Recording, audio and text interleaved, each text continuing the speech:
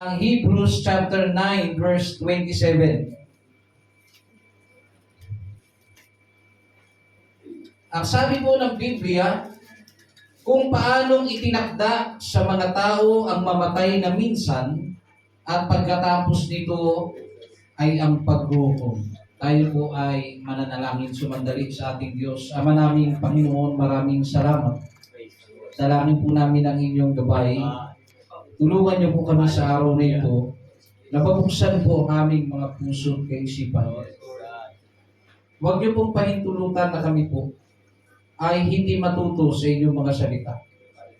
At loobin niyo po na sa araw na ito, makasumpong po kami ng biyaya sa inyo.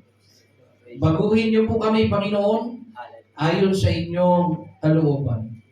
At nawa ang iyong banal na Espiritu Santo ay patuloy nakikilos at mabuhos sa amin pong kalagitnaan. Na walang tuhod, Panginoon, ang hindi luluhod sa araw na ito. Na walang labi na magsasabi na hindi ikaw ang Diyos.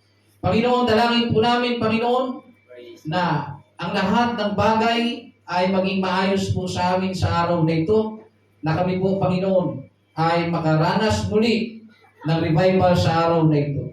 Salamat po, Panginoon. Ito po aming dalangin sa pangalan ng Panginoon Hesus. Amen. Praise the Lord. You may be seated.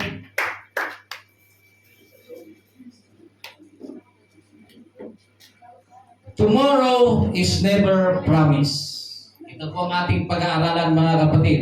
Ang bukas o kinabukasan ay hindi po ipinangako.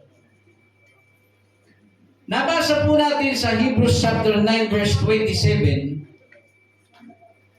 kung paanong itinakda sa mga tao ang mamatay na minsan, pagkatapos po nito ay ang paghuhukom. Hindi po lahat ng tao ay nakakaalam na may tinatawag po na judgment. Darating po ang panahon na tayo pong lahat ay hukuman ng Diyos sa itinakda niyang panahon. At samantalang ito po ay nakatakdang mangyari, ay nakatakda din pong mangyari sa atin ang kamatayan. Wala pong pinipili, mga kapatid, ang kamatayan. At nalalaman nating mga tao, mga kapatid, na sa kabila na tayo ay nabubuhay, darating po ang panahon na tayo po ay mamamatay. Sa ayaw po natin at sa gusto. Sa libro po ng Genesis chapter 13 o 3, verse 19, sinabi diyan ng Biblia, sa pawis ng iyong mukha ay kakain ka ng tinapay hanggang sa ikaw ay mauwi sa lupa. Sapagkat dyan ka kinuha, sapagkat ikaw ay alabok at sa alabok ka uuwi. Kung babalik po tayo sa una, tayo po ay nilalang ng Panginoon sa pamamagitan po ng alabok o kung tawagin pa ay lupa. Doon tayo pinorm at hiningahan ng Diyos ang ating ilong.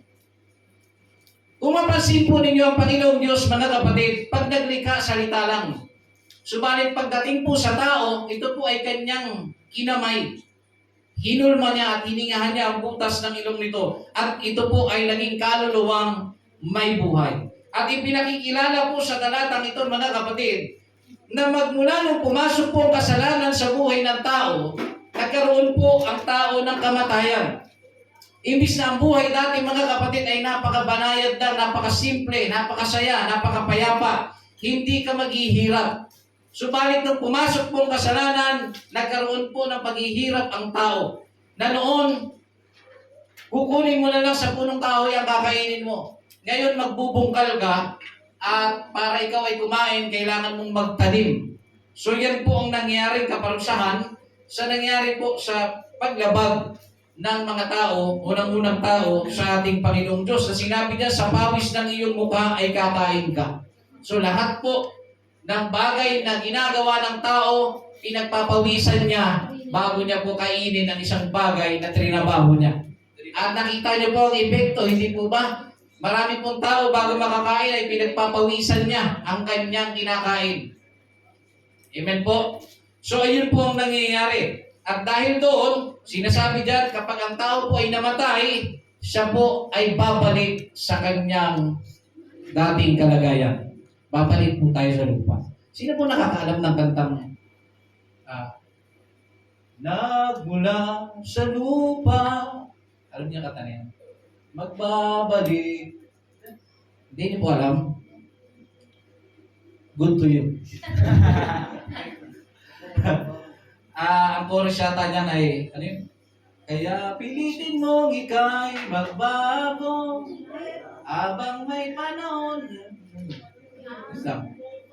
So, alam niyo po yung kanta na yun? So, napakaganda po ng kanta na yun.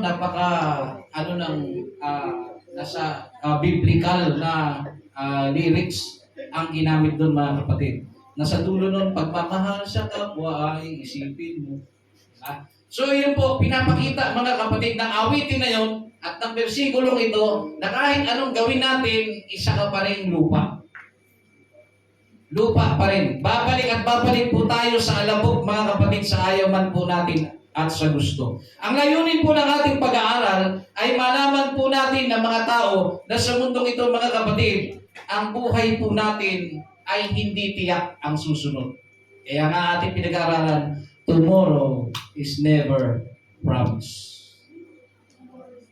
So, kailangan natin itong maintindihan. Sabi dito, mga kapatid, sa Ecclesiastes chapter 12, verse 7, ito po ay pinagtibay na sinasabi, at ang alabok ay mauuwi sa lupa, gaya ng una, at ang diwa ay mababalik sa Diyos na nagbigay sa Kanya. Sa wikang English, ginamit dyan, then shall the dust return to the earth as it was, and the spirit shall return unto God who gave it. Yung spirit na ginamit, mga kapatid dyan, sa wikang English, ay itrinanslate na diwa. Ngunit kung tayo may babalik sa original, yung spirit, at gagamitin natin ang original na lengguwahe na ginamit sa pagsulat ng Biblia, at gagamitin po natin ang Hebreo na pagkakasalin o pagkakasulat, sinasabi, ang spirit comes from the Greek word ruach. Pag sinabing ruach, mga kapatid, ito po ay breath, wind, spirit. So kapag ang tao po ay namatay, sabi ng Biblia, ang spirit or the spirit shall return unto God who gave it. Yung spirito o yung hininga ay babalik sa Diyos na nagbigay nito. Kuhanin niyo, mga kapatid. Ibig sabihin, kaya tayo humihinga ay dahil po yan sa Panginoon. Kahit hinihinga ka pa, galing sa Diyos ang iyong inihihinga. So, pinapakita dyan, mga kapatid, babalik tayo sa dating kalagayan. Kahit sabitan mo pa ng maraming bling-bling ang iyong katawan, pagdating ng ikaw ay mamatay, lupa ka pa rin. No? Maraming tao, mga kapatid, ang namamatay nang hindi po alam ang dahilan ng kanilang purpose o yung existence kung tawagin. Sabi po sa pag-aaral, 150,000 more or less a day ang namamatay sa iba't ibang klaseng kadahilanan. Natural disaster, mga kapatid. Minsan ito po ay accident, illnesses, violence, etc. Yung iba, nagpapatiwakal. So, iba't iba ang dahilan ng kamatayan ng tao at sabi sa pag-aaral, 150,000 ang namamatay sa isang araw. At sa 150,000 na yun, mga kapatid, dapat natin maintindihan, hindi po lahat ng tao na namatay na yun ay naglilingkod sa Diyos. Iilan at napakaliit na porsyento lamang po ang mga namamatay na hindi na naglilingkod sa Panginoon, ilang porsyento lamang po ang naglilingkod. Kaya nga kung mapansin ninyo, kapag ang isang Kristiyano o lingkod ng Diyos namatay, yung kanilang, tawag niyan, lamay, boring. Alam niyo kung bakit? Ang lingkod po ng Panginoon kapag siya namatay, walang bitsoke. Walang sugal. Walang sakla. Ganun po ang isang Kristiyano pag namatay. Ganun po ang isang taong nakakilala sa Diyos pag namatay. Hindi dahil sa siya ang may karapatan magsalita nun, kundi ang kanyang pamilya na kasabay niyang naglilingkod sa Panginoon ay hindi nila pinahihintulutan na sa kamatayan ng kanilang mahal sa buhay ay mayroong sugal at mayroon po, mga kapatid, tinatawag na mga video okay. Minsan ay inuman pa kapag last night. Kaya ang Kristiyano pag namatay, boring.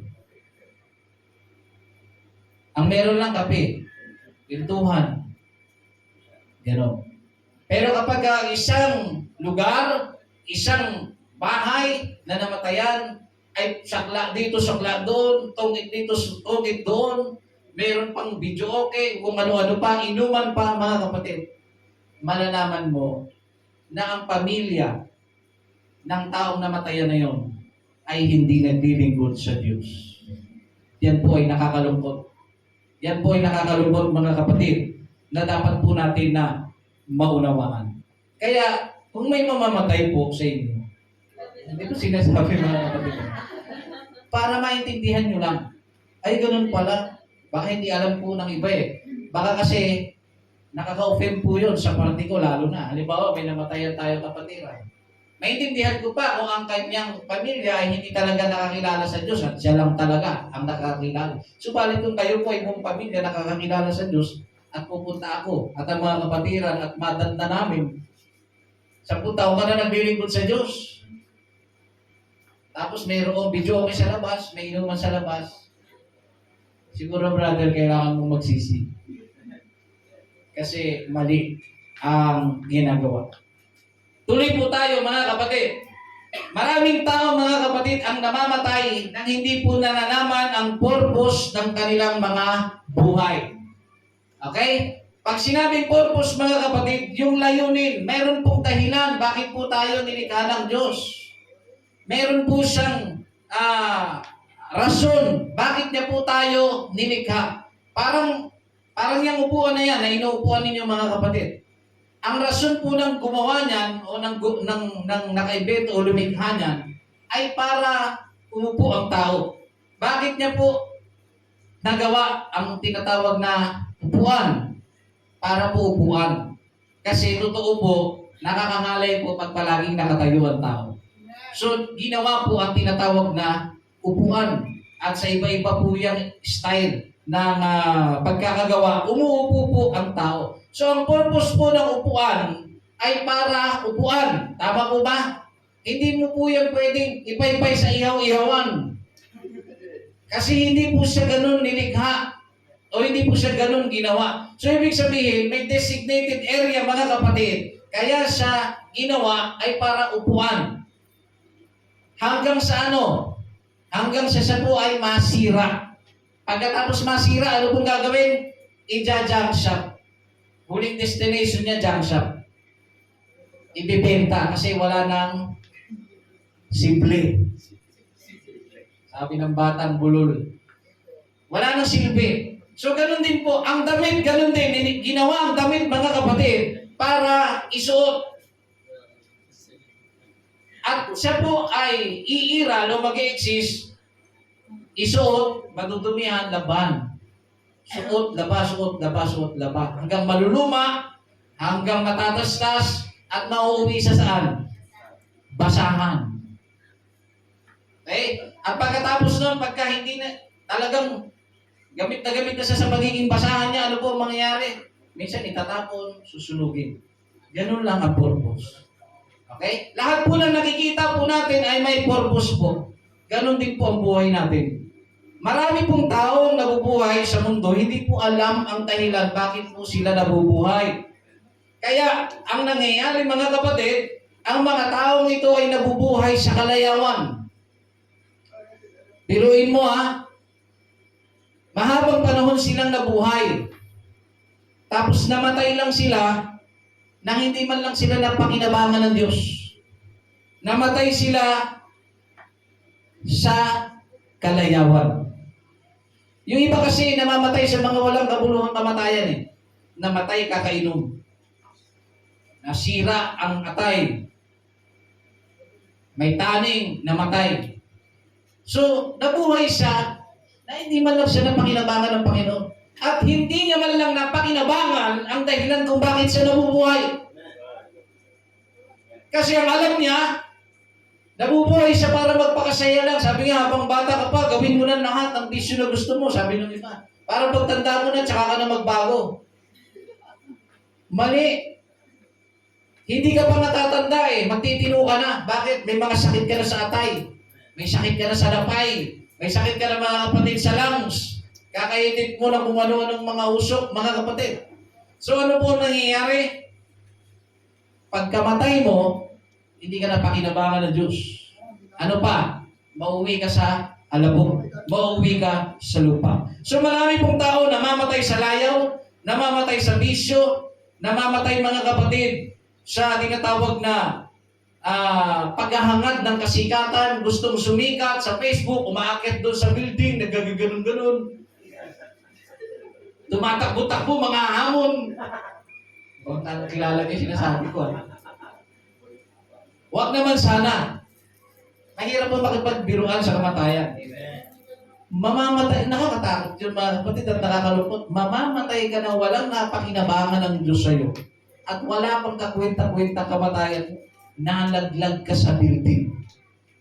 Dahil sa paghahangad mo ng kasikatan. Kaya kung may umakit dito sa building, huminto na kayo. Okay? May mga tao naman mga kapatid na namamatay dahil po sa tinatawag na masasamang gawa. Araw-araw na lang sila mga kapatid nang-hold up kasi yun lang daw ang kaya nilang gawin. Nang-hold up sila. Eh napansin po sila sa hinold up nila ay isa palang pulis. Namatay sila. Diba? Nakakalungkot po isipin na mamamatay ka na wala man lang ano-anong kamatayan. Yung iba naman, namatay dahil ng rape. Nahuli, binugbog ng taong bayan, patay. Namatay ka dahil lang po. So ang tao po mga kapatid, sa panahon po natin, namamatay sa mga bagay na hindi pinag-iisipan. Namamatay sa mga bagay na hindi po nila pinag-aaralan. Kaya nagiging walang kabuluhan ang kanilang kamatayan. Subalit sa lahat ng mga bagay na ito, may mga tao naman mga kapatid, na nabubuhay sila, pero alam nila ang kanilang purpose. Nakuha niyo? Alam po nila ang dahilan bakit sila nabubuhay. Ito po yung mga tao na kung saan, naiintindihan nila na kaya sila nabubuhay ay para maglingkod sa Diyos. Subalit hindi po lahat na nakakaalam ng dahilan kung bakit siya nabubuhay ay ginaganap ang dahilan kung bakit siya nabubuhay. Nakuha ninyo mga kapatid? Kasi meron pong mga taong nakakaalam po ng katuwiran ng Diyos, nakakaalam po ng aral ng Panginoon, at naiintindihan niya na dapat siyang maglingkod sa Diyos, pero hindi niya po isinasagawa sa kanyang buhay. Dahil po sa maraming kadahilanan. Una, dahil po sa tinatawag na pera. Marami pong tao ang hindi po makapaglingkod sa Panginoon dahil po sa pera. Yung iba, dahil sa sobrang pagmamahal sa pera. Lahat na lang ng bagay gusto nila pera. Tara, invite kita sa simbahan. May pagkakaperahan ba doon? Di naman ako makakapera doon sa simbahan ninyo. So, ang lahat, o ang maraming tao, mga kapatid, ay kahit alam nila ang dahilan ng kanilang pag-exist, hindi po nila may isagawa dahil kailangan po nila ng pera. Yung iba naman dahil sa kahirapan, hindi makapaglingkod sa Panginoon. Gustuin ko maglingkod sa Panginoon, brother. Hindi ko magawa kasi pag hindi ako nagtrabaho sa loob ng isang araw, wala kaming kakainin. Nakuha niyo mga kapatid? May mga tao naman mga kapatid na sinasadya lang talaga nila na huwag maglingkod sa Panginoon. Kahit alam nila na kailangan nilang maglingkod sa Diyos, libre naman ang oras nila, wala naman silang pasok, pero nagpapakabisi sa maraming bagay. Sa madaling salita, pinipili nilang maging busy dahil tinatamad silang pumunta sa bahay-sambahan. Sa madaling salita, mga kapatid, maraming tao tamad pumunta sa bahay-sambahan. Hindi po natin alam ang bawat dahilan nila. Subalit ang isa po sa aking napapansin ay dahil sa format, mga kapatid, ng simbahan noong late 2000 pababa o 2010 pababa. Kasi ang format po noon, tumayo po tayong lahat. Tatayo ang tao. Makipagkapayapaan ng bawat isa. Umupo po tayong lahat. Babasa ng Biblia, hindi may papaliwanag ng maayos o ng mas maintindihan ng tao, sabay sara, tayo po'y tumayo, tayo po'y umawit. Pagkatapos, sumayin yung kapayapaan, umayo kayo. Ano pong nangyayari mga kapatid? Sabi nga ng isang kwento, kung gusto mo daw makatulog, at may problema ka sa pagtulog, hindi ka makatulog, magsimba ka daw. Kasi daw, sa simbahan, ang atmosphere nakakaantok. May mga inaantok yata ngayon eh. Amen. Totoo yun mga kapatid. Totoo na gano'n ang nangyayari. At dahil sa format na yun mga kapatid, ang tao, ang definisyon ng tao, ang nasa isip ng tao, boring ka sa simbahan. Tatayo, upo. Ihigab ka na nga lang eh. Tapos, aalis ka na. Bakit po? Dahil sa format. Ginawa kasi boring ang bahay-sambahan, mga kapatid. Hindi ka pwede daw makingay sapagkat nasa simbahan ka. Pero ang Biblia ay nagtuturo, gaya ng ating pinag-aralan, hindi po ba sinabi ng Panginoon, kung tatahimik yan mga yan, ang mga batong sisigaw. Kasi gusto ng Panginoon, sa kanyang mga nilalang, ay magpuri, mag-ingay mga kapatid. Hindi po mag-ingay ng walang dahilan o mag-ingay ng walang kabuluhan. Yung pag-iingay na tinutukoy na yon, sumisigaw ka sa Diyos dahil alam mo kung bakit ka sumisigaw. Nagpupuri ka sa Diyos. Sinasabi mo, purihin ka, Panginoon, dahil sa iyong kabutihan sa akin. Dahil nung mga panahon walang-wala ko, tinulungan mo ko. Pinupuri mo, Diyos, pinagkakasigawan mo. Yun po yung may kabuluhan. Pero yung mga tao man na hindi nakakaintindi, mag-ingay daw, tara, magsisigaw. Walang kabuluhan na pag-iingay. So ano po ibig sabihin mga kapatid?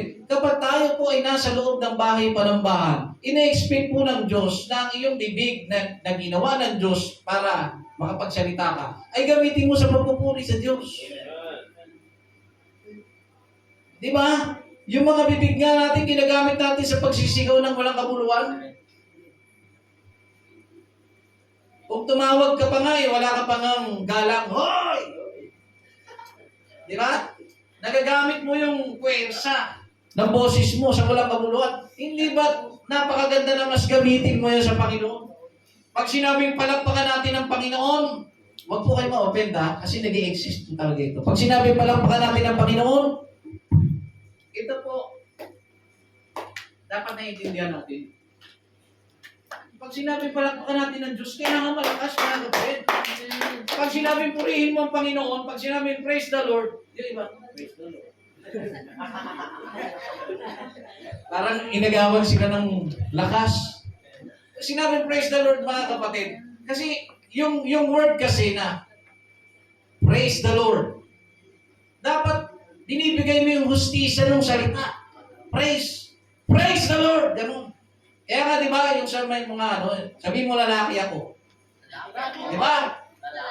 Yung word o yung praise na yun, mga kapatid, kailangan mabigyan mo ng hustisya. Pag sabihin mo lalaki ako, pag sinabi, lalaki ako. Hindi bagay sa'yo yun. Pag sinabing lalaki ako, di ba, nagsisigawan yung mga sa training, lalaki ako! Ewan ko kung nakita niyo sa Facebook. Sumablay na kabraso yung isa. Pinaulit-ulit sa kanya. Kasi hindi kumpirmado kung lalaki talaga. Lalaki ako. Kailangan isisigaw mo, lalaki ka. Pagka purihin ng Diyos, praise the Lord, kailangan isigaw mo, purihin ng Diyos. Pag sinabi palakpakan natin ng Diyos, huwag naman natin ipakita sa Panginoon na ito lang ang para sa iyo. Dapat kahit na feeling mo, pinagkaitan ka ng tadhana, pero may buhay ka eh. Palakpakan mo ang Panginoon. Diba? Buti pa yung kalapati eh. May action pa yun. Diba? Alam niyo mo ba kung bakit pinapalakpakan yun? Wala naman pong eksaktong patunay ng siyensya. Bakit pinapalakpakan ang kalapati? Diba? Pwede mo naman bugawin. Shh, naiintindihan niya na nga yun eh. Hagisan mo nga ng chinelis, dilipad na yun. Pero ang isip ng tao, pag pinalakpakan mo, lalayo siya. Pero hindi mo alam, hindi naman siya lalayo. Hindi naman ikot-ikot lang siya. Kasi sinusundan mo. Akala mo, ikaw ang kinokontrol. Hindi ko napansin mga kapatid. Ha? Siguro isip-isip ng ng kalapati. Tino mo. Pinagkakatuwa ka ng kalapati. Diba? Wala naman pong patunay yun. Pero lahat tayo, di ba, na-convert? Lahat tayo na paniwala, di ba? Eh, kahit isang bugaw mo lang yun, ilipat na yun na maigi. Pero mo, sa mga ibon, sa mga nagpapapalampak ka, todo sigaw ka. Pagdating sa Panginoon, palakpak lang, hindi mo pa maibigay ng todo bigay. Sana kung paano ka pumalakpak sa mga kalapati, higitan mo naman sana pagdating sa Panginoon. Sana po maintindihan po natin yan, mga kapatid. So balik tayo doon. Maraming mga tao, kahit alam nila na dapat silang maglingkod sa Panginoon, hindi nila nagagawa. Ang isa po sa mga dahilan ay ang tukso. Yung sa wikang English ay temptation. Pag sinabing tukso, mga kapatid, mahirap kung kalaban yan, yung tukso. Hindi ka makapaglingkod kasi natutukso kang mamasyal. Kasi marami kang kaibigan na namamasyal. Marami kang kaibigan na hindi naglilingkod sa Panginoon, kaya nanilimutan mo, nalingkod ka ng Diyos. Imbis na dalhin mo sila sa Diyos na iyong kinikilala para maglingkod, ikaw pa ang nadadala. Kaya hindi ka makapaglingkod sa Panginoon. Kahit alam mo ang dahilan ng existence mo, hindi mo yun magawa. Kasi nga, natutokso ka. Yung iba naman, kaya hindi makapaglingkod sa Diyos kahit alam nilang dapat sila maglingkod dahil nagiguilt sila. May guilty silang nararamdaman. Sinasabi kasi nila, gusto ko maglingkod sa Panginoon pero dinadaya ko lang sarili ko kasi pagkatapos magsimba, nagiinom pa rin ako eh. Pagkatapos magsimba, nambababae pa rin ako. Nagsusugal pa rin ako. Nagmumura pa rin ako.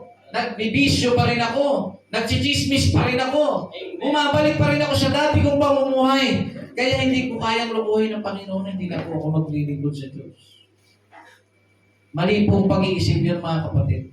Dapat, damor mong nararamdaman na ikaw ay nagkakasala. Damor mo dapat pinanggigigilan na maglingkod ka sa Diyos dahil hindi mo po kakayanin na maglingkod ka nang wala ang Diyos. O maglingkod ka na kung saan pamana-wala ka dahil naapektuhan ka. Tatandaan niyo po, pag tayo po ay nagkakasala, meron po tayong Diyos na dapat malapitan. May nalalapitan tayo. Naiintindihan po ng Diyos bakit tayo nagkakasala. Alam niyo po ba kung gaano mabuti ang Panginoon? Noon kasi, noong unang panahon, wala pa ang New Testament, kapag ang Diyos nagalit, pag sinabi niyang patayin, patayin talaga.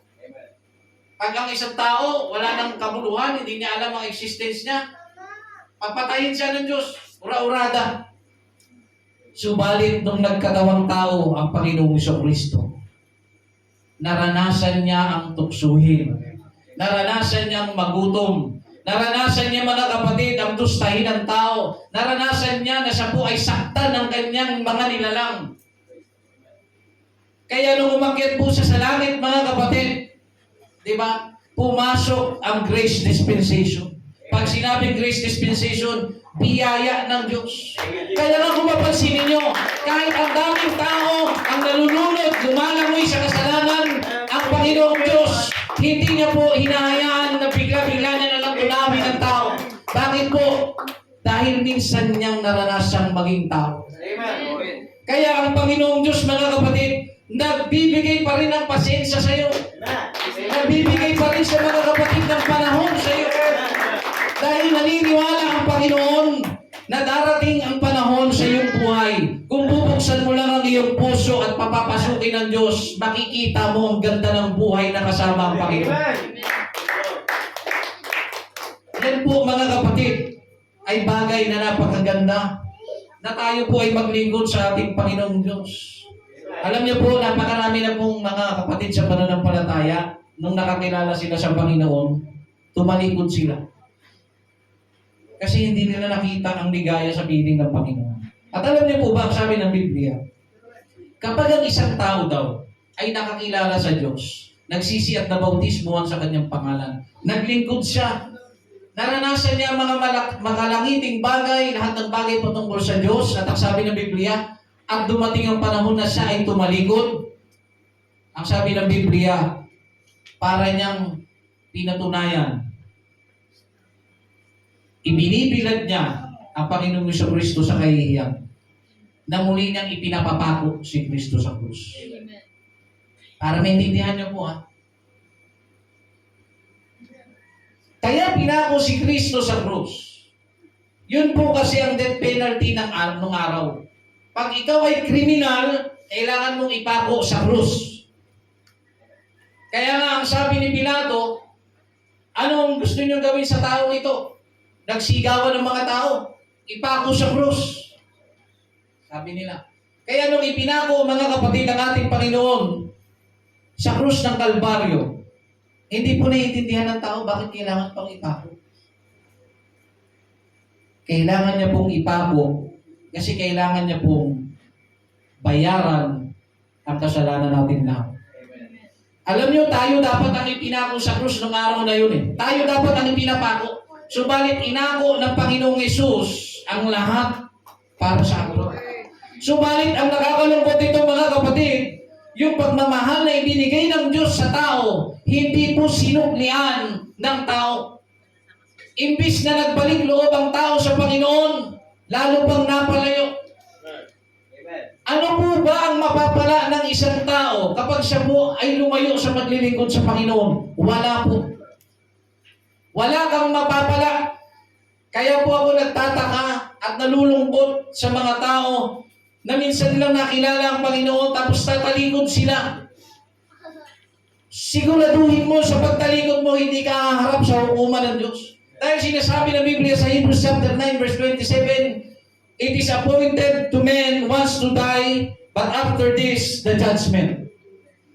Naka-appoint ang tao na mamatay. Pagkatapos nun, hukuman ka ng Diyos. O ngayon, tatalikod ka sa Panginoon. Siguraduhin mo hindi ka haharap sa hukuman. Siguraduhin mo may iba kang landas sa pupuntahan. Pero tinitiyak ko sa iyo, kapatid, kahit anong layo mo sa Panginoong Diyos, magkikita pa rin kayo sa dulo. Amen. At kapag nagkita kayo sa dulo, mga kapatid, sisingilin sa iyo ng Diyos ang lahat ng ginawa mo na hindi ka naglingkod sa Kanya. Mga kapatid, nakakatakot yun. Tumalikod ka sa Panginoon dahil lang sa pangangailangan mo. Tumalikod ka sa Panginoon dahil feeling mo, hindi ka makakakain pagka hindi ka nagtrabaho, mali ka, mga kapatid. Ang Diyos na lumikha ng langit at ng lupa, nilikha niya yan sa pamamagitan lang ng salita. Amen. Ang mga bituin sa kalangitan, mga kapatid, ang araw, ang buwan, ay sinalita niya lang, ay nagsipaglitawan. Amen. Ang lupa, ang dagat, ang mga nabubuhay sa mga lupa at dagat, mga kapatid, ay nangyari dahil sa Kanya lamang salita. Amen. Tapos dahil lang sa hindi ka makakain sa isang araw, nakalimutan mo na ang tinatapakan mo ay galing sa Kanyang salita. Amen. Nahihirapan ka. Feeling mo hindi ka makapaglingkod kasi nasa kawalan ka. Mali ka, kapatid. Amen. Kung minsan, tinitest ka ng Panginoon, kung kaya mo pa bang maglingkod sa Panginoon kapag gutom ka. Minsan kasi ang tao, maglilingkod lang siya kapag busog siya, busog ang pulsa niya, maglilingkod siya. Pero hindi niya alam, mga kapatid, dumadating po talaga sa mga panahon, sinusubok tayo ng Diyos. Amen. Hindi dahil para pahirapan, kundi para palabasin ang ating pananampalataya, mga kapatid, na kung paano ka naglilingkod kapag sagana ka, magagawa mo pa bang maglingkod kapag naghihirap ka. Pero tatandaan niyo po, mga kapatid, wala pong tao na naglingkod sa Panginoon na Kanyang pinabayaan. Amen. Feeling mo iniwan ka, pero hindi yun, mga kapatid. Feeling mo pinabayaan ka, pero hindi yun, mga kapatid. Ikaw ay tinutulungan ng Diyos na manampalataya sa Kanya. Amen. Sa mga panahon na parang nag-iisip ka, magsisimba ba ako? Hindi. Wala akong kakain mamaya pag ako nagtrabaho. Namungusap ang Diyos eh. Amen. Piliin mo ang Diyos. Amen. Kasi baka hindi mo alam, kakahabol mo dahil gusto mong makakain kayo. baka yun na pala ang huling araw mo at mali ang desisyon mo. Amen. Na sa pag-alis mo, mga kapatid, pagpili mo sa trabaho, ay ma-aksidente ka pala sa araw na yun. Tapos ang iyong karir. Bakit, mga kapatid? Namatay ka na hindi mo pinili ang Diyos. Kaya nga hanggat may pagkakataon, mga kapatid, na may mga gawain gaya nito, walang ibang pinakamataas na dapat nating piliin kundi ang sumamba sa Panginoon. Kasi hindi po natin hawak ang ating mga buhay. Tomorrow is never promised. Hindi po natin sigurado kung buhay pa tayo bukas. Kaya nga samantalang tayo po ay nabubuhay ngayon, mas piliin po natin ang Panginoon. Dahil sa oras na piliin natin ang Diyos at dumating man ang panahon na paglabas natin dito at takingin ka niya sa puso o ano man ang mangyayari sa iyo, at least nasa panig ka ng Diyos. Hindi po ba? Pero hindi ko naman sinasabi na ang Diyos ay gano'n. Na lahat ng sisimba atakihin mamaya. Hindi po, mga kapatid. Nagpapakita lamang po sa inyo ng isang sitwasyon kasi lahat po tayo mamamatay kahit saan po natin itanggihan. Mamamatay po tayo. Hindi lamang po natin alam ang dahilan kung paano. Pero alam niyo po ang aking napansin, ang pinaka nakakatakot na kamatayan, yung alam mo, yung araw na mamamatay ka. Alam niyo yung may taning ang buhay mo. O, 1 linggo ka na lang. Pag na, anong gagawin niyo, mga kapatid? Pag narinig niyo sa doktor, 1 linggo ka na lang. Naiisip niyo na ang mga gagawin niyo? Papaalam ka na sa mga kaibigan mo. Papatawag mo na mga anak mo. Ihinto mo na ang bisyo mo. Ihinto mo na ang pambababae mo. Kasi nag-iimpake ka na. Pinipilit mo ngayon na maging mabuti. Baka sakaling pagbuksan ka ng Diyos Ama na nasa langit. Pero ano ang sabi ng Biblia, mga kapatid? Ang sabi niya sa kanyang salita, yung mga panahon na tinatawag kita, hindi ka nakinig. Yung mga panahon na kung saan ay inihibok kitang maglingkod sa akin, ayaw mo. Darating ang panahon sa oras na kailanganin mo ang Diyos. Ang sabi ng Biblia, ako ay tatawa kapag dumarating ang kaarawan ng kasagunaan. Kapag dumarating ang araw na takot ka na. Bakit po, mga kapatid? Hanggat may pagkakataon ng Diyos na binibigay, maglingkod ka. Huwag kang babalik sa Panginoon dahil babalik ka lang kasi alam mo mamamatay ka na. Huwag mo nang antayin na gano'n, mga kapatid. Dapat hanggat malakas ka pa, ibigay mo sa Panginoon ang dapat na maibigay sa Diyos, mga kapatid. Kasi hindi po natin alam ang kahantungan ng kinabukasan. Naunawaan po ba natin, mga kapatid? May mga tao, mga kapatid, kahit alam na nila, ito po nakakalungkot din. Alam na nila na may rapture. Alam na nila na darating ang Panginoong Hesus sa anumang oras. Pero hindi pa rin sila nagtitino. Pinili pa rin ang mundo. Pinili pa rin ang kalayawan.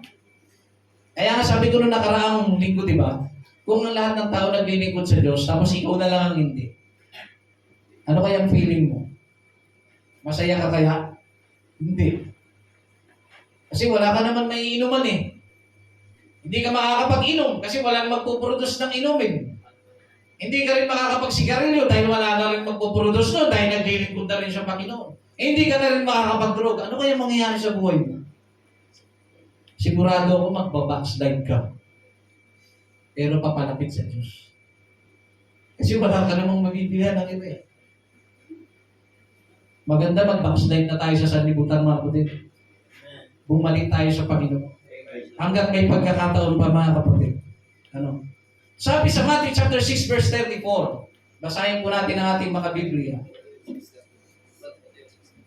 Matthew chapter 6 verse 34.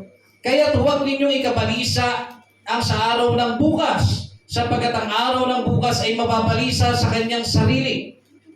Sukat na sa karawan ang kanyang kasamaan. Sinasabi ng aral ng Panginoong Hesus, mga kapatid, na tayong mga tao, wag po daw natin isipin, wag po dapat natin problemahin ang araw ng kinabukasan. Sabi po yan ng Panginoong Hesus. Sabi diyan, sapat na ang iyong mga suliranin sa bawat araw. Ibig sabihin, nabuhay ka ngayong araw na ito. Sulitin mo na ang buhay mo kasi hindi mo alam ang kinabukasan. Kung mabubuhay ka pa o hindi, walang nakakaalam. Kaya nga, habang nabubuhay ka sa isang detalyadong araw, sa isang araw na kung saan ay pwede mong ma-enjoy ang lahat, i-enjoy mo na lahat. Kasi tomorrow is never promised. Hindi natin yun alam, mga kapatid, ang mangyayari. Kaya, kung ikaw ay nakakakain ngayon, meron kayong pagkain, di ba ang saya, nakain mo.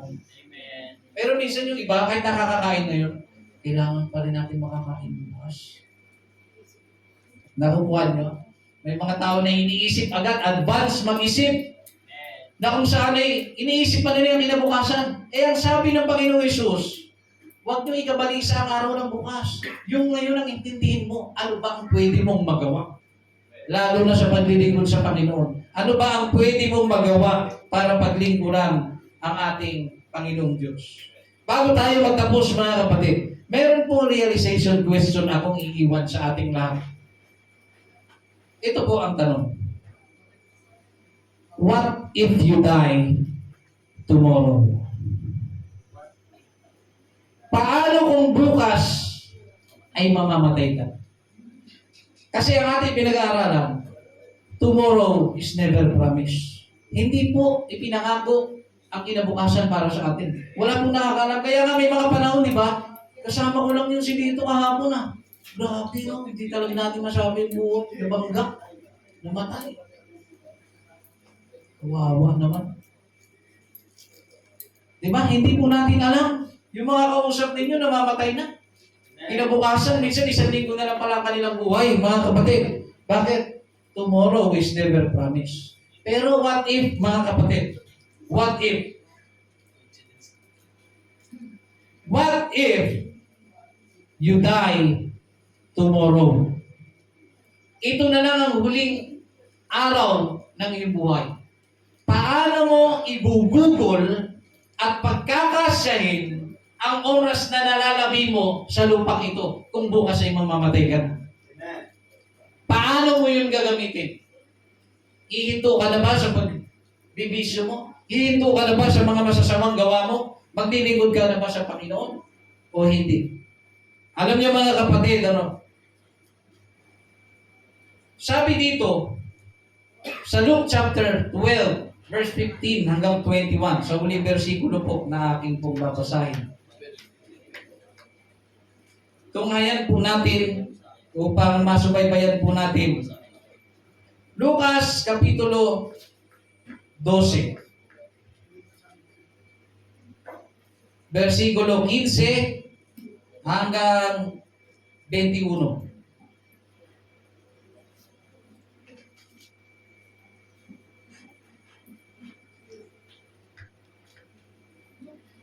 Ito po ang sabi ng Biblia.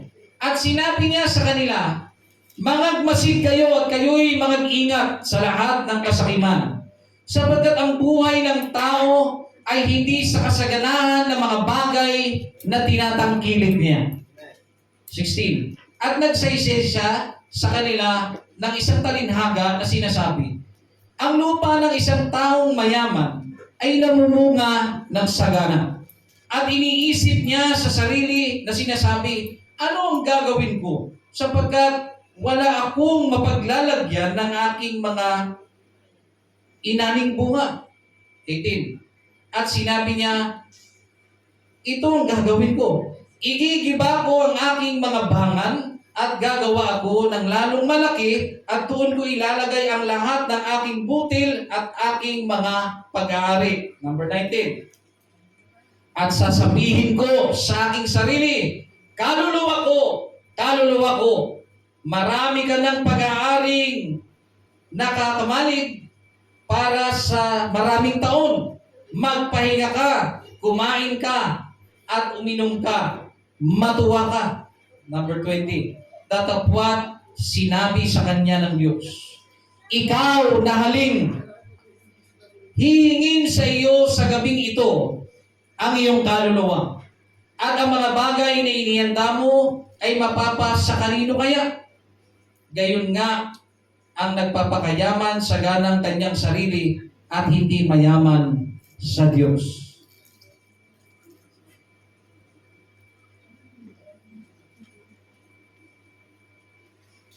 Sinabi po dyan, sabi ng Panginoon, mangagmasid kayo. Mangagmasid kayo. At mag-ingat kayo sa lahat ng kasakiman. Sapagkat ang buhay ng tao ay hindi po nasusukat sa kayamanan. Ano po ang ibig sabihin? Kapag ba ikaw ay mayaman, ang pabor ng Diyos ay nasa iyo. At kapag ikaw ay mahirap, wala ang pabor ng Diyos sa iyo. Hindi po ganun yun, mga kapatid. Ang kayamanan po ay hindi po sukatan para sabihin mong okay ka sa Panginoon. Hindi po sukatan ang kayamanan para sabihin mong maliligtas ka sa harapan ng Panginoon. Ang kayamanan po ay isang biyaya lamang ng Diyos sa isang taong nabibigyan nun. Pero hindi mo yan dapat panghawakan na kapag meron ka, ay maliligtas ka. At kapag ikaw ay mahirap, ay may impyerno ka. Kapatid, tatandaan niyo po mga kapatid, sa atin, marami sa atin naglilingkod mahirap. Bihira po ang mayaman na naglilingkod sa Panginoon. Marami po mahirap. Pero huwag kayong mainggit kung merong mayaman at tayo ay mahirap. Huwag niyo po kailanman kaiingitan na tuyo lang sila masarap ang kanilang ulam. Tuyo lang kayo. Dilis lang tayo. Sila, pinagkaitan tayo ng langit, pinagkaitan tayo ng Diyos. Hindi po kailanman nasusukat ang buhay sa pamamagitan ng kayamanan. Ang buhay ay dapat magamit ng isang tao sa paglilingkod sa Panginoon. Kaya kung mayaman ka man o mahirap, hindi po yun ang tinitignan ng Diyos. Ang tinitignan ng Diyos, kung ano man ang iyong estado, kaya mo bang ibigay ang iyong buhay sa Panginoon? Kaya mo bang paglingkuran ang ating Panginoong Diyos? At dyan sa kwento na yan, mga kapatid, meron po diyang mayaman. Nung araw kasi, wala pa naman yung talagang pera-pera na, tanim lang noon. Ang dami ng inani. Sa sobrang dami ng inani, mga kapatid, sa panahon na yun kasi mayamang ka na eh. May kakainin ka na. Secure na ang kinabukasan mo. Ano pong nangyari, mga kapatid? Kinausap niya kanyang sarili. Ano pong sabi niya? Ang dami mo ng inani. Sabi niya, alam ko na gagawin ko. Igigiba ko yung dati kong mga storage at maggagawa ko ng panibago. At doon ko ipapasok lahat ng aking inani, ang aking kayamanan. At ang sabi niya, magpapahinga ako. Napansin niyo mga kapatid, kung inyo po titignan. Sabi niya, sasabihin ko sa aking sarili. Kaluluwa ko, marami ka ng pag-aaring nakakamalig para sa maraming taon. Magpahingalay ka, kumain ka, at uminom ka. Matuwa ka. Mga kapatid, napansin ninyo ang buhay? Susundan ko ang gusto ng tao. Ayaw mo maglingkod kasi mahirap ka. Sige, pagbigyan kita. Nagsumikap ka. Ang dami mo ngayong kinita. Ang dami mo na ngayong pera na nasa bangko. Kumikita ka na ng milyon kada taon. Sapat na ba yun para maglingkod ka sa Diyos? Mga kapatid, dapat tayong gumising sa isang katotohanan. Kung ngayong mahirap ka pa lang, ay hindi mo kayang maglingkod sa Panginoon. Lalo pa kaya kung mayaman ka na. Tatandaan niyo po, kapag mayaman ka na, wala ka nang iisipin Panginoon. Dahil feeling mo, ang kayamanan na meron ka, yun lang ang magliligtas sa iyo. Sa kagutuman, lagi kang busog. Pag may sakit ka, madali mong mababayaran ng doktor. Pero anong sabi ng Biblia, mga kapatid? Doon sa huli, sabi niya doon sa mayaman, hangal sa gabing ito, kukunin ko ang kaluluwa mo. Sino makikinabang ng mga pinaghirapan mo?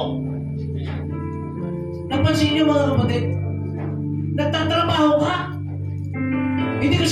masama magtrabaho. Pero ang pagtatrabaho mo, ang nagiging dahilan kung ba't hindi ka makapaglingkod sa Panginoon, nasa maling direksyon ka, kapatid. Dahil nalalaman ko, mga kapatid, ang Diyos, binigyan ka ng trabaho para maglingkod sa Kanya. Hindi ka niya binigyan ng trabaho para lumayo sa Kanya. Minsan na gano'n ang tao eh. Pag nakahawak na ng 350 pesos, parang wala ng Diyos, parang immortal na. Sige, nagpakayaman ka, nagpakabisi ka. Pero sasabihin ko sa inyo, gaya ng mga una kong ipinangaral, mga kapatid, may limitasyon ang pera mo. Sa oras, mga kapatid, na may taning ka na, wala na magagawa ang pera mo. Hangal ka. Sa gabing ito, kukunin ko ang kaluluwa mo. Sino makikinabang ng pinaghirapan mo? Napansin niyo, mga kapatid, nagpapakahirap tayo. Tapos mamamatay ka lang din naman, mauuwi ka lang din sa alam mo, aarap ka sa Panginoon, hukuman ka ng Diyos.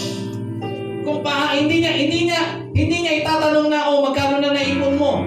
Dahil sa ipon mo, doon ko pagbabasihan kung sa langit ka o hindi. Mali, mga kapatid. Pagdating ng panahon, tatandaan niyo po, hindi tatanungin ng Diyos kung ano natapos mo. Hindi tatanungin ng Diyos kung may diploma ka. Amen. O diskarte lang ang kailangan mo. Kapatid, sa paglilingkod sa Panginoon, hindi kailangan ng diploma mo. Amen. Hindi kailangan ng diskarte mo. Kailangan ng puso mo. Ang buhay mo, ibigay mo sa Panginoon.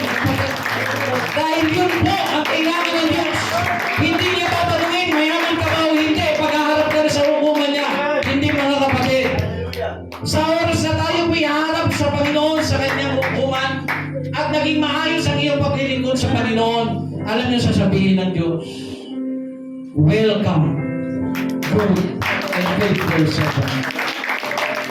Pumasok ka sa aking kagalakan, ikaw na aking aliping tapat. Pumasok ka sa aking kagalakan, magpasalangit ka. Mga kapatid, manlalakbay lang tayo dito sa lupa. Hindi ito ang ipinangako ng Panginoon. Hindi po itong lupa ang huling destinasyon natin. May ipinangako sa mga kapatid. Langit po yun ang sabi niya. Huwag kayong mabalisa, sabi niya sa mga apostol. Paroroon ako sa Ama. Igagawa ko kayo ng matitirahan.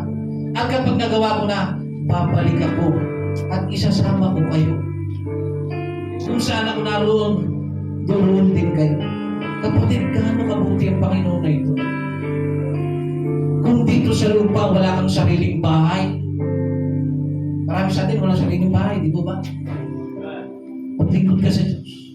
Dahil sabi ng Panginoon na kanyang pangako, doon sa langit, bibigyan ko kayo ng bahay.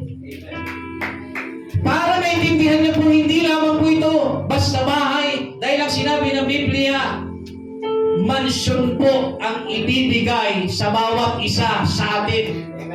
Kaya kung barong-barong ang bahay mo, tiisin mo lang, kapatid. Dahil pag dumating ang Panginoon, yung mga tao na nagdudos na sa'yo, nag-aalimura sa'yo, minamanin ka kasi hanggang ganyan ka lang. Hindi ka kasi nag-aral, kaya ganyan ang buhay mo. Kahit anong diskarte mo, wala nang mangyayari sa'yo. Hanggang dyan ka na lang. Mga kapatid, hayaan sila. Dahil darating ang panahon, nasa inyo ang muling alakap. Palalangit tayo. Magkakaroon tayo ng tahanan sa langit. Na kung saan naniniwala po ako, mga kapatid, darating ka sa isang sitwasyon habang nandoon ka, naglalakad ka sa langit. Hindi ako maniniwala na walang iiyak sa atin. Kasi sinabi ng Biblia, may huling iyak na mangyayari. Pero yung iyak na yun, mga kapatid, kaligayahan yun. Na masasabi mo sa sarili mo, buti na lang. Buti na lang pinili ko ang Diyos. Buti na lang naglingkod ako. Muntik na akong bumigay yung araw na yun. Buti na lang naglingkod ako. Salamat sa iyo, Panginoon. Ginamit mo ang mga kapatiran na sinundo nila ako, na pinalalahanan nila ako, na pinaybulsatihan nila ako. Salamat po, Panginoon. Mga kapatid, wag po natin hayaan na tayo po ay pabawian ng buhay na hindi naglilingkod sa Panginoon. Wag na wag niyo po hahayaan ito. Ang sabi ng Biblia, gayon nga ang mangyayari.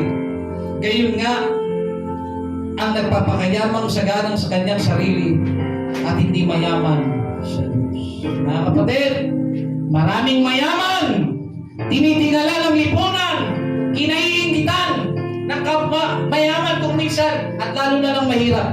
Pero ano sabi ng Biblia? Mayaman ka nga, pero mahirap ka sa paningin ng Panginoon. Mahirap. Maigi na mahirap tayo, pero mayaman tayo sa paningin ng Panginoon. Alam niyo mga kapatid, ang sabi ng Biblia, tayo ay liwanag ng sanlibutan. Liwanag. Alam niyo mo ba ibig sabihin ng liwanag? Ang liwanag po ay nagbibigay ng direksyon.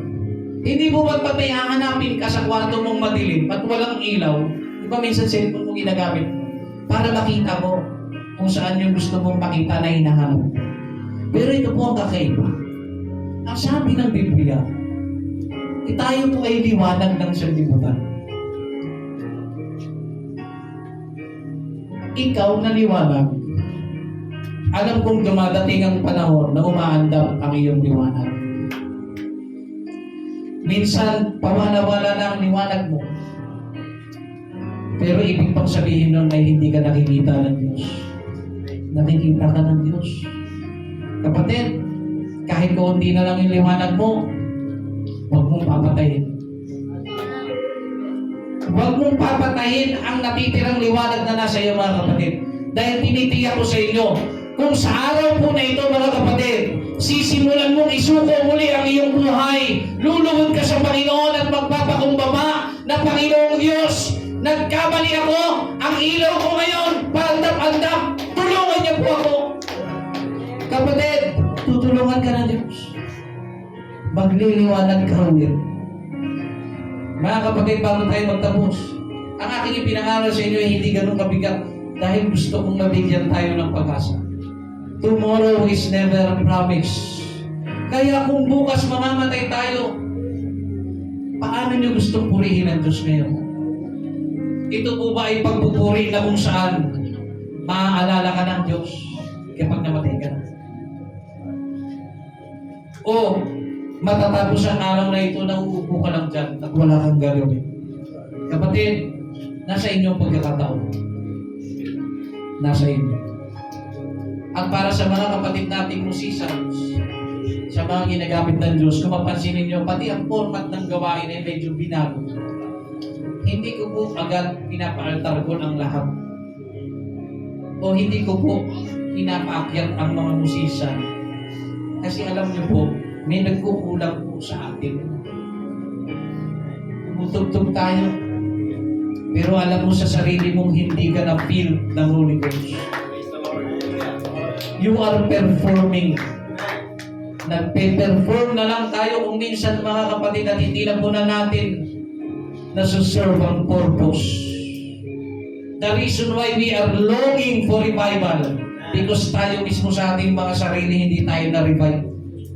Hirap dumaan, mga kapatid, ang presensya ng Diyos kasi may problema sa atin. Kaya nga sabi ko sa inyo, mga kapatid, tuwing may altar call, grab the opportunity. Kailangan mo mapuspos, kapatid. The reason why natitiliman ang isipan mo, marami kang tanong, marami kang question, marami kang reklamo, feeling mo ikaw na lang lagi ang mali. Because you are not filled with the Holy Ghost. Kasi kung ikaw ay filled, mga kapatid, ang sabi ng Biblia, ang Holy Ghost na magtuturo sa iyo na dapat mong gawin. At ang isa dyan, mga kapatid, pag-ibig. Unawain ang dahilan kung bakit nangyayari siya. Suklian mo na pag-ibig. Sa oras ito, mga kapatid, ako naniniwala, ibubuhos ng Diyos ang Espiritu Santo. Ibubuhos. Ang tanong, ibubuhos mo ba ang sarili mo sa Panginoon? Kapatid, we need restoration today. We really need the restoration of God. We need to be restored by the Lord. Bakit, mga kapatid? Pag hindi ka na-restore sa oras na ito, hindi mo alam ang bukas. Tomorrow is never promised. We don't know kung ito po ang huling araw mo na naglilingkod ka sa Panginoon dahil bukas baka maagaw at madaya ka ng tiyago. Kaya hanggat may pagkakataon, pilitin mo. Kahit mahirap, pilitin mo. Ibaba mo ang sarili mo. Lord, I need restoration today. Restore my soul. Restore unto me the joy of my salvation. Mga kapatid, hindi na natin nararamdaman kung minsan ang kaligayahan ng may Panginoon. Dahil marami na tayong inaalala sa buhay. Dahil marami na tayong mga kapatid iniisip. Nalimutan na natin mga kapatid yung kaligayahan, yung panahon na ikaw ay nabautismuhan, na bumukas ang langit para ikaw ay iligtas ng Panginoong Diyos. Nalimutan mo yung unang kasiyahan na yun. Dahil masyado tayong naging busy. Dahil masyado tayong nagpaka-busy sa santigulan mga kapatid. Sa oras na ito, ibigay natin sa Panginoon. Bumalik tayo sa Panginoon. Muli natin inuod ang ating mga tuhod sa Panginoon. Muli tayo magpuli sa Panginoon Diyos. At make sure na ito po ay i-restore ng Panginoon. Dahil handa po ang Diyos. I-restore po tayo ng Panginoon.